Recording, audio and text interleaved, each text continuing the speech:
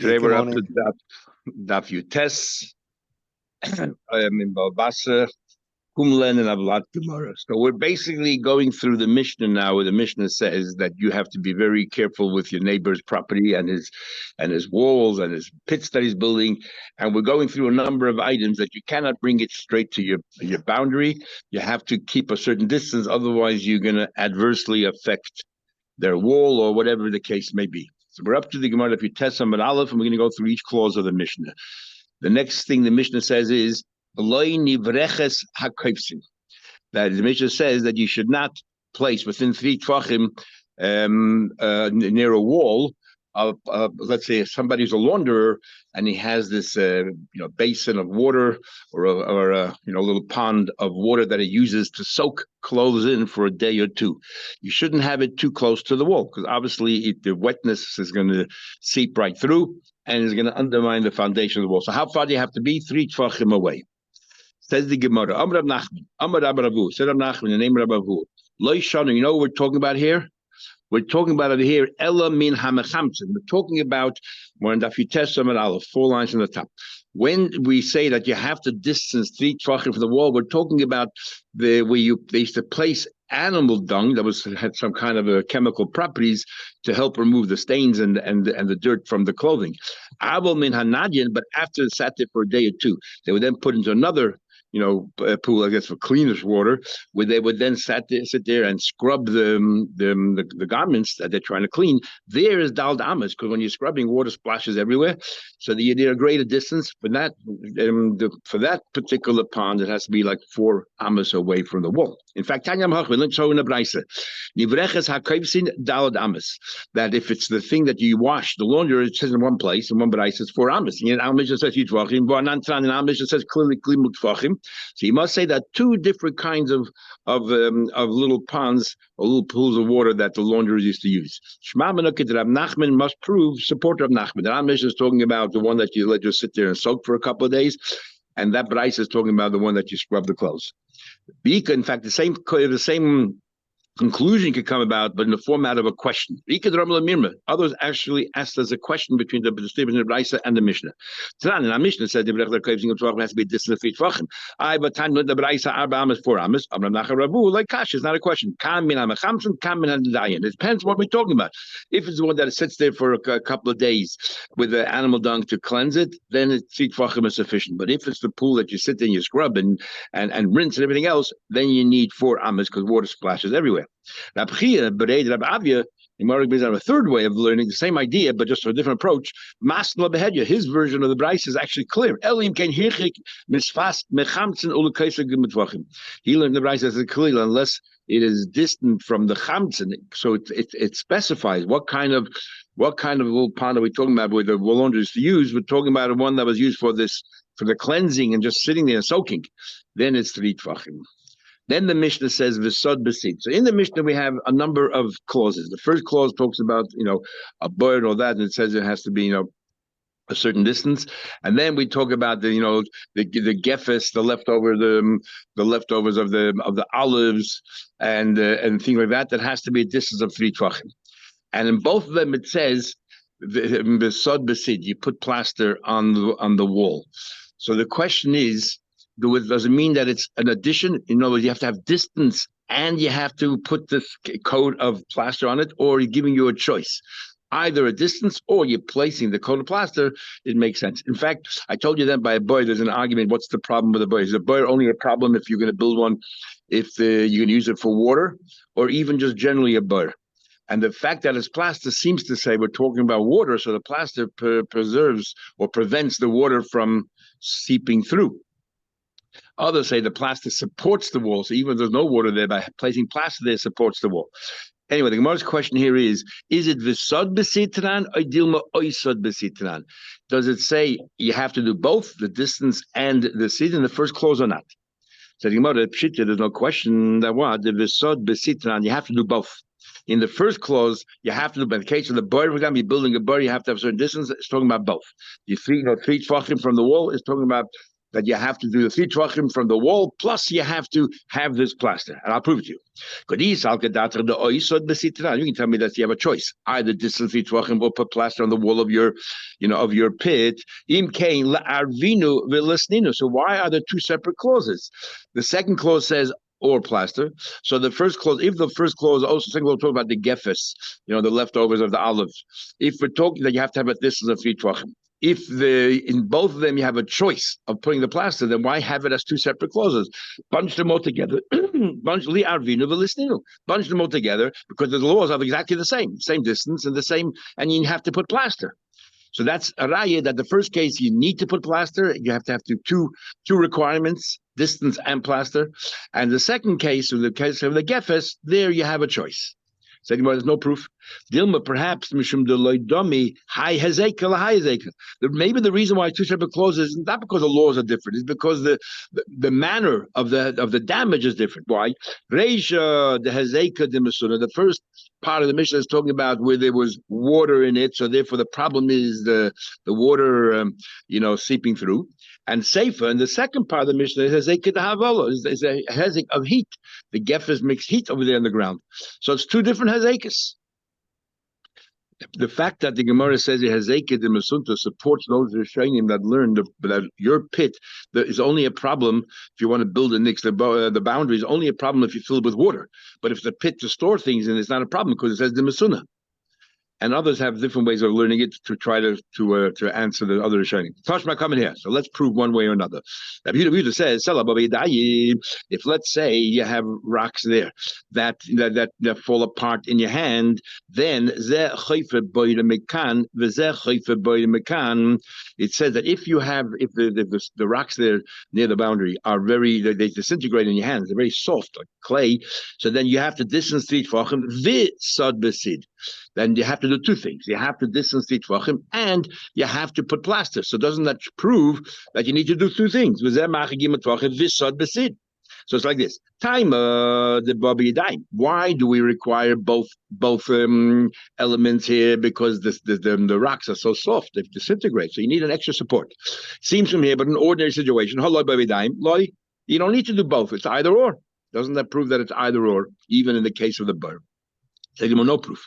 Who didn't we had before? Who didn't? Truth of the matter is maybe you need both requirements regardless. When it comes to a bar, you need both requirements: the distance and you need also the plaster. But there's a chiddush here in the case where the rocks disintegrate. And what is that? I would have thought because the rocks are so soft, maybe 3 tvachim is insufficient. You have a choice. Putting plaster, that will do it, or you have to have a distance, but maybe the distance of this kind of soil or rocks will be very different because you need maybe 6 tvachim or 5 tvachim, a further distance. No, 3 tvachim is sufficient. But really, you still have either or. In fact, the Gemara has no conclusion. Big machlekes is showing how we conclude, but some want to say that the machlekes Rishonim depends on how we understand this whole idea of distancing from the wall. Is it a question of money matters, or is it a question of halach, of iser? Is it money matters? Because if I'm near your wall, I'm going to damage your wall, and it's like a hezek, and every hezek, if I damage your windows, I got to pay for it, so I got to compensate you for it. That is why I have to distance. Is that what it is, a monetary question? Or is it an iser because I'm going to be mazik you, and it's an iser to be mazik somebody? In fact, that in itself is a question. What is the basis? Where does it say in the Torah you're not allowed to cause damage? Oh, no, the Torah is that if you cause damage, you got to pay. Who said it caused damage? So the Rameh writes in Sanhedrin or later on in Bava Basra that it's, I think after test, that it's based on the mitzvah of Avos Yisrael. So there's an Isser because you're defying the mitzvah of loving your fellow Jew by causing them damage. I'll try to find another Isser. Now, therefore, if you hold it's an Isser, well, it was a suffix of Isser, you're always machmer. So then we'll say you need both criteria. You have to distance and you have to put plaster. But if it's a monetary question, then we are mekel. And therefore, you only have to do one or the other. That's how someone explained. Setting more further, machikin is hagefes, so you have to distance the leftover of the olives or zevel, of fertilizer, v'samelech, salt, v'sasloim, and these flintstones, where they all cause damage to the wall. So you have to keep a distance for each tvachim. Tanan Hasam, I ask you a question. So the Mishnah gives you a very detailed list. So it seems to omit something which elsewhere we did include. And remember, all of these things, all of them generate heat, and it's the heat that undermines the structure of the wall. So how come when we learned in Shabbos, we don't want you to store things in things that generate more heat before Shabbos because we're scared that you might increase the heat. And so on. Ain't timing. You're not timing. Lay big gefes, not by using the leftover, the residual olives after you press in olives. Lay bezevel, nor fertilizer, lay no salt, lay seed, nor lime. But there it adds v'lay b'chayil. Nor can you store things in sand because sand generates heat. And it makes absolutely no difference whether it's moist or whether it's dry. So and there it doesn't mention slime rock. So why over here does it mention stones that they generate heat? So like doesn't omit sand. Well, remember this, the principle is the same, something that generates heat. And why over there the Tanichal says sand, like Slime doesn't mention stones? Amar Rabbi said very simply, it's uncommon for people to store things in rocks, and because it's uncommon to store things in rocks, that's why we don't mention by termining stones. Amalei Abaya, you think we only mention things that are common? What it says over there, but you are permitted to store things in things that do not add extra heat. So, for example, it says over there that you're allowed to store it in tongues, in tongues of blue wool, and then you comb it. You can use it that because it doesn't add more heat; it just preserves the heat from the first place. You're allowed to put something in there, something that doesn't add any hevel, any heat. Now, do people actually do that in strips of wool or the shayna shalagaman? Where it's combed away. People do that. Nobody does that, but it's mentioned. The time we learned timing. But what you could be timing is begizei tzemer in strips of wool after you combed it and you cleaned it out, or with sifei tzemer where it wasn't really combed properly with shayna shalagaman in terms of blue wool, over muchin, and this is already material that has been combed, anything else, but it's when you pull out, you have pieces of threads that come out, and you put that together, with cotton material, and so you're allowed to store all these things because they don't add extra heat. They're not moisiv hell. Now, but it's muktzah, so you shouldn't really be using it because then they're muktzah because people use them for clothing, and therefore it's generally muktzah on Shabbos. But it's uncommon, and yet it talks about it. So why doesn't it talk about sloim?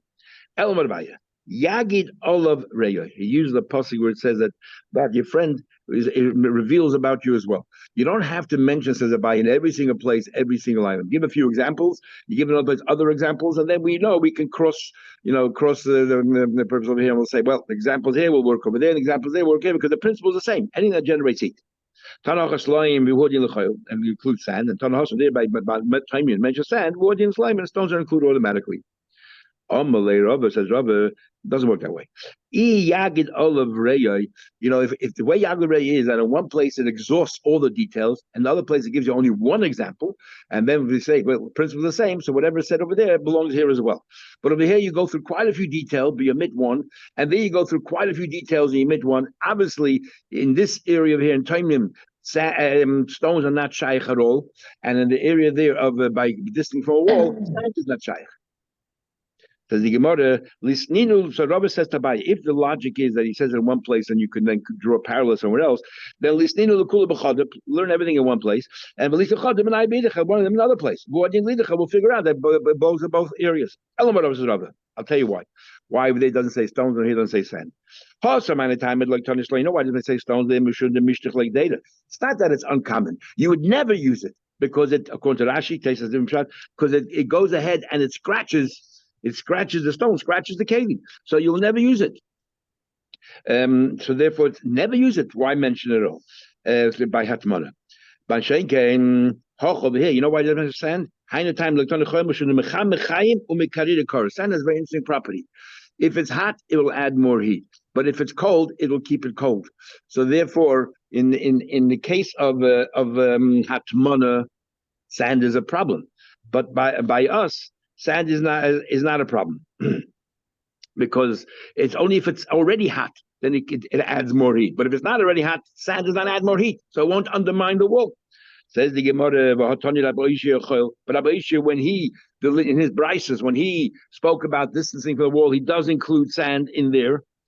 Hassan bin Misuna, he's talking about wet sand, and wet sand does increase the heat. But we're not talking about wet sand. Forget about why not Tana don't so why does not Tana include wet sand?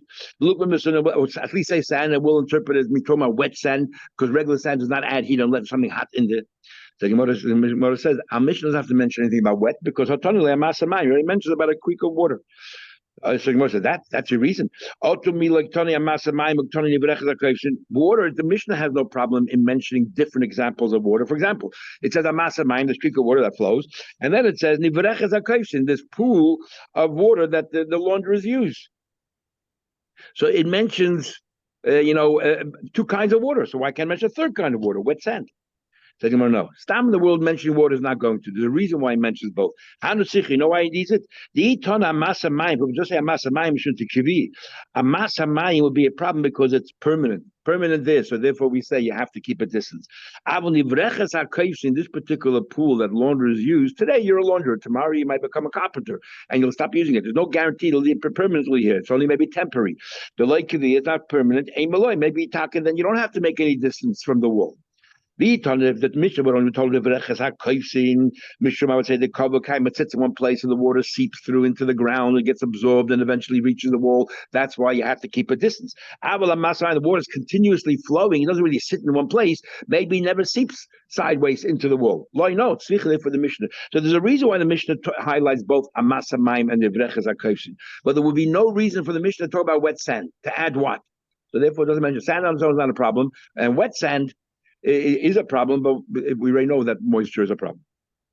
Then the Mishnah says, you have to listen to the seeds and also the plow from the wall, 3 tvachim. Expression, Zroyim, Tepaglei, Lechoida, Zroyim, Tepaglei, Mishum, Zroyim, Tepaglei, Mishum, Machlisha.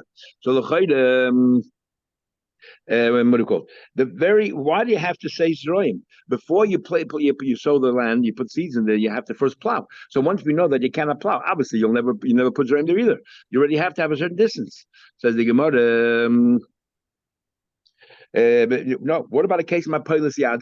You use a shovel instead of using a proper plows. Use a shovel where you go straight down, and you don't have to go so deep. Certain kind of seeds, they don't have to go so deep. So there, maybe I can do right next to the wall. So that's why we have to tell you that even seeds on its own, without the plowing prior, it has to be a distance of 3 tvachim. So thinking about okay. So why mention plowing? But the moment you tell me that when you want to plant seeds, you have to keep 3 tvachim, then obviously you'll never have a case of plowing without planting. Why would you plow? You only plow in order to plant. Once you tell me you cannot plant seeds unless 3 tvachim, that's it. So then automatically the plowing will be 3 tvachim away. Why highlight plowing? No, there's other instances where you plow nothing to do with seeds. For example, you plow around the trees, which improves the quality of the trees. I have to tell you the plowing also has to be a distance of 3 tvachim. Why don't we say that since you have to irrigate the fields and if you're planting seeds, you have to pour water on it. So the water is the problem. Didn't we just learn that water is a problem? So why you talk about plowing and sowing? We know anyway there's a problem. You already mentioned that water cannot be too close to the wall. Says the Gemara, no, we're talking about a field. Tana Bet Yisrael. The Tana in the Mishnah was written at Yisrael, came from Yisrael, the Chesiv. And regarding Yisrael, it says, Limtara Shemaim Tish They use rainwater. And because it's rainwater, and there's rainwater regardless, so therefore you can make it as close as possible to the wall as far as water is concerned. So we have to highlight the plowing and the sowing. But remember, so what are you saying? The Zroyim, let's you're telling me that Zroyim has to be a distance of 3 tvachim. So what's the logic? Because the Zroyim go sideways, and therefore they're going to affect the wall. Because the Zroyim, grow vertically, then what's the problem? What do you have to do? You can go tefach away from the wall. Why 3 tvachim? It's because they also go sideways, and therefore they're eventually going to undermine the structure of the wall. Says the Gemara, but we know from elsewhere that's not so pashut. But now we learned hamavrich es hagefen. Mavrich is when you take a branch and then you bend it over and you put it into the ground and you start growing a new tree. So what happens if somebody is mavrich es hagefen? You take vines and you bend it into the ground, and you bend it into the ground. You take one vine. And you put it next to, we know that the din is you're not allowed to have a vineyard next to a wheat field if it's a proper vineyard. Vineyard, we learned before, the minimum size is two, and a tail coming out then, 5 vines. Here was a single vine, and you bend it into the ground, and so the din is as follows. Im ein al gaba offer. If above it you don't have a gap of 3 between the vines under the ground and above the ground, then lo yovi zerala. Don't put any wheat above it because the problem of collide because they're going to be nurturing off the same soil. The wheat above the ground and the vine under the ground, they're going to be nurturing from the same soil. So you need this a gap of 3 tvachim. Okay, so what's the problem? Of the tunnel in the Braise, a comment. But there's no problem whatsoever planting wheat on the side of the vines because vines grow vertically or go upwards. Our Mishnah said that you have to keep a distance of 3 tvachim because the reason is because they grow sideways. And here we see clearly that the plants grow vertically. The problem is, you're right, they don't go sideways, they only go straight up. But what happens as they're growing, they soften up the soil, not just above them, but also the soil all around them. And eventually, and they bring up the softer dirt that's below the surface, and that's going to weaken the structure of the wall. Okay, the Mishnah continues further. That's made aglayim. That's made aglayim. Min hakoisel. Urine should be distant from the wall. Gimut tvachim, 3 tvachim. Comes along Rabba Babachana and says an interesting halacha. Amar Rabba Babachana, he attempts to say an interesting halacha. Mutil la'adam lahashti mayim betzad koishel chaveri. You're permitted to urinate right by the side of the wall of your friend. Because it says in Pasik, and you're allowed to urinate anywhere because it's sakana to hold yourself in. You're allowed to do next to the wall with your friend, and we're not worried that you're going to somehow or another demolish the wall, destroy the wall, or weaken the structure of the wall. And how do I know? Because it says in the Pasik regarding Achav, it says, I'm going to punish Achav, vichrati la'achav, I'm going to cut down Achav, I'm going to cut mashtin bikir, those who urinate by the wall. Who's you referring to? People. So we see that people are described as people urinate by the wall, the males. So we see that you're allowed to urinate the wall. And then it says, Ba'atzur, and those things, I'm going to get rid of all those things that they keep in the house, all of the assets, the wealth in the house, and Ba'azav, all those which are sort of left outside, which is their cattle, the Yisrael in public in front of all the Eden. But what do we see from here? Bottom line, that people urinate by the wall. That's Rabba's proof. Says the Gemara, how can he say that when the Mishnah says you have to distance urine for 3 tvachim from the wall? So he says, it's not talking about a male who's urinating by the wall. You would take they used to have a male of it, they used to have a special kind of a keli where they used to urinate, put all the urine into, and then you take that whole thing and you pour it down next to the wall. That's a lot of urine, which has acid. That can be a problem. But a person urinating is not a problem. Says the Gemara, Toshma, skip the parentheses. Toshma lo yashtin adam mayim betzad koshel. A person should not urinate next to the wall of your friend. Eligan hichem and gimel tvachim, unless you're distant 3 tvachim. Amedvar murim b'koisel vein. That's talking about a wall made out of the bricks, because the bricks will the acid can somehow or another make it fall apart. How will the koisel avonim a wall made out of stones? How far should you distance from the wall enough that you don't cause damage? And how far is that? Kama tefach. The sheltzuma, if it's mamish a stone there, then and then mutter. That if it's a stone, it is mutter. So what do we see from here? No, but if the entire wall is built out of stones, then you can go right to the wall. So it says clearly that it's yufta the Rabba Chana, but a regular wall made out of cement, you have to distance 3 tvachim. Rabba Chana said you're allowed to urinate by a wall. What is that to yufta? Yistaka kasha Rabba Chana, Yistaka cannot urinate next to a wall. The big machlek is that everything else that middle in the Mishnah is only talking about a cement wall, but what a stone wall, maybe you're allowed to bring all those things up to the wall, like gefes and zevel and all those things, or only by urine we make a distinction between the kind of wall, the material of the wall. But all the other dinim that we have in our Mishnah, it makes no difference what kind of wall it is. You have to distance 3 tvachim. The machlek in the pasuk. So the Gemara, but Rabba Bachana brought a pasuk. It says, Hasam Hakama. You know how you read the pasuk when it says that Mashtin Bikir? It doesn't mean people. Even those creatures that normally urinate by the wall. That won't let them exist. Umayni, what am I talking about? Kalba, dogs. Nothing to do with people, because people are not allowed to urinate by wall. You have to distance each one. Says the Gemara. So he says, now we're going to talk about tumah. The din by tumah is that if you have a mace inside a house, right? So the tumah is contained in the house. But if you have openings, the tumah escapes the opening and spreads. An opening for a window, we say, is a minimum of a tefach by a tefach. Chases here goes through interesting cases. It gives halachas here. It depends what the material, what the purpose of that window is. If the purpose of the window is for people to use to take things in and out, it has to be a minimum of a peser tefach, a tefach by tefach. If it's for sunlight, it has to be bigger.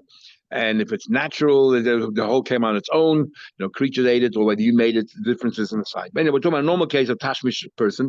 It has to be a tefach by a tefach. So if you have a window, a tefach by a tefach, then you can always make it bigger. Then the mace, we can imagine the mace can come back, can also be taken out through that tefach by a tefach. That's considered a window. You can always make it larger.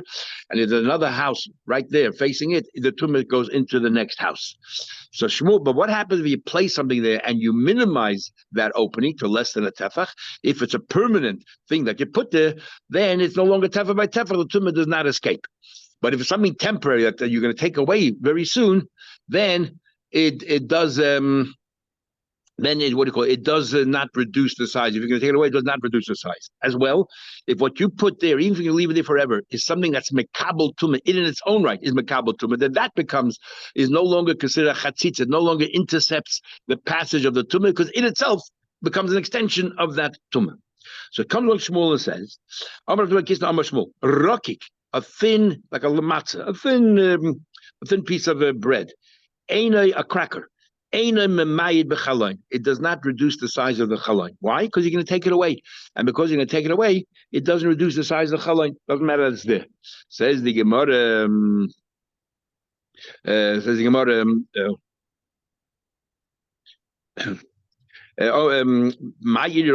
dafke? I feel even if it's very thick and it blocks the entire window. Nami, you're also going to take it away. So why are you giving me an example of a matzah, a cracker? Talk about a piece of bread, a loaf of bread. You put a loaf of bread that blocks up the entire opening. It's not considered a blockage because eventually you can take it away. So we don't have to say you don't have to say if it's a bread, keeping the ichsale, since it's mamish road to be eaten. You're definitely not going to leave it there. You're going to take it away. So therefore, it's not considered a blockage. Rocky, but this thin particular cracker, we're talking about, I guess it says the mamis. This cracker, because it's so thin and it's sitting on a wall, the wall therefore penetrates. I mean, buy a bread, you can always cut out, the surface and eat the rest of the bread. It'll still be intact. It'll be good. But this little thin cracker, there's nothing there. All it is a surface. And therefore, sitting on a dirty wall, everything else, who's going to eat it? So therefore, you would think that maybe he's going to leave it there. Now the opening is no longer, the cavity is no longer a tefach. So maybe you're going to leave it there. It's no longer metame. The mam is ema bedul mevatle kamashlat. No, says the Gemara. But let me ask another question. The tema, why do you have to tell me? Because you can take it away. You can extricate it from the wall. Just say simply, since it's mekabel tumah, bread is mekabel tumah, food is mekabel tumah. If it's mukhshif, if it's prepared, it's mekabel tumah. Got wet. So therefore, it's no longer a blockage. The rule is if it's mekabel tumah, not chaytzitz. Says the Gemara, "Shenilish been made payers." Why the 7 liquids that cause something to become to machshel kabel tumah has to be prepared to make kabel tumah, and there's 7 different liquids. Wine, water, milk, honey, blood, dew, oil. But they use may payers, apple juice, orange juice. That is not does not generate tumah, and therefore there's no tumah. But never, so therefore it would block the window had it not been for the fact that you're going to take it away. Says the Gemara. Mesa has a question. It says kupa box malaya tevin. If you have a box full of straw or a chavis, a barrel malaya full of dried figs, hamanochim bechalain that are sitting in a window. Now, if you take the box away, which you will, right? Kol sheilu yinotlu. If you take the box away, you take the barrel away. The choylin tevin, if the tevin there would not fall to the side. For example, if you have a bottle of water there, and even the water is tummy, it doesn't matter. As soon as you take the bottle away, the water will fall down. But if it's straw that can stand on its own, or if it's dried gregarious, like figs that can stand on its own, and they will block the window. If you plan to leave it there, they block the window, and the tumor does not escape. Tevin straw, you will eventually take away. You'll feed it to your animals. Shmuel came along and said that it doesn't matter right now, it blocks the hole. But if tomorrow you can take it away, it's as if it's taken away already, and it doesn't block the truma. The straw, it says it blocks the truma, but straw you'll take away, you'll give it to your animals. So we know what we're talking about here. We're talking about that it's rotten, the straw. You wouldn't even give it to the animal. So you can use it to make cement. produce cement. The Eastbay Kaisha, there are thorns in. The way they made cement is they used to trample on it. And if there are thorns, you're not going to trample, you'll cut your feet. So therefore, you won't use it for that either. You use it for firewood. It's more. It's very, very wet, and therefore you won't use firewood either. So there's no reason for you ever to take it. So Chazal has a gadol. Maybe for small fire, it's moist, it won't happen. But if a very big fire, the moisture will be gone in a second, and it burns very nicely. As a gadol ishkiach, because it's so uncommon, it's not something that we say, oh, because we'll take it away. It's not considered taken away because it's not shkiach. So the Gemara, okay, you explained straw. What about greigus? Greigus or chazale? Greigus, it's suitable. What do you mean? You'll take it, dried figs, you'll take away. So why you tell them, you Shmuel said if you take it away tomorrow, even though right now it's blocking it, it's not considered a blockage. So why Greg is considered a blockage? I'm a Shmuel, Kishihi Trifu. We're talking about Greg is that completely rotted away. The Chain Tony about Avua Bishi Trifu. And because it rotted away, you're not going to eat it, full of worms and everything else. So okay. Hi, Chavi, is this barrel, Hechi Damya? It says over here, the barrel itself, if you take it away, can the straw stand on its own? What about the barrel itself? Which way is the barrel facing? Either pumila body, the opening of the barrel is to the outside. Then he gufate, the barrel itself block. You're telling me that the barrel doesn't block, but if the straw inside and the straw can stand on its own, then the straw will block the tumah. What about the barrel? So if the barrel is made out of clay cheres and its back is to the house with the maces, it blocks the tumah because a clay cheres can only become tummy from the inside of the keli, not me'al gabe. By clay matzah is a metal keli, it can become tummy if you touch it from the outside. From the inside, it makes no difference. But a clay cheres, as we learned in the end of Parashat Shmini, can only become tummy from the inside. So we're talking about a case where the keli, the keli normally the keli's back, the bottom is facing the house. So it's blocking the tumah in its own right. Who cares about the straw? Says the Gemara, he kufatechets.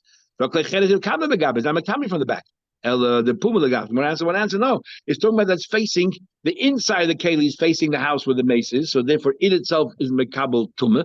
But what's intercepting the tumah is the straw inside or the dried figs. And if they can stand on their own, if you take the keli away, then then it blocks the tumah. Says the Gemara, or the puma. No, I can argue that the puma is taken outside. What are we talking about here? The chavish of matris. We're talking about over here a metal barrel. We're talking about over here a metal barrel. And because we're talking about here about a metal barrel, metal becomes tummy from the inside and becomes tummy from the outside. And therefore, it itself is not intercepting the tumah because it itself is makabel tumah, but the straw inside can block out the tumah. Okay, we'll continue tomorrow morning in Mitzvah Hashem, continuing on the theme of Shmuel to understand if something today is blocking, but tomorrow it won't be. Does that block tumah? Not Shmuel says it doesn't. We'll talk about it tomorrow.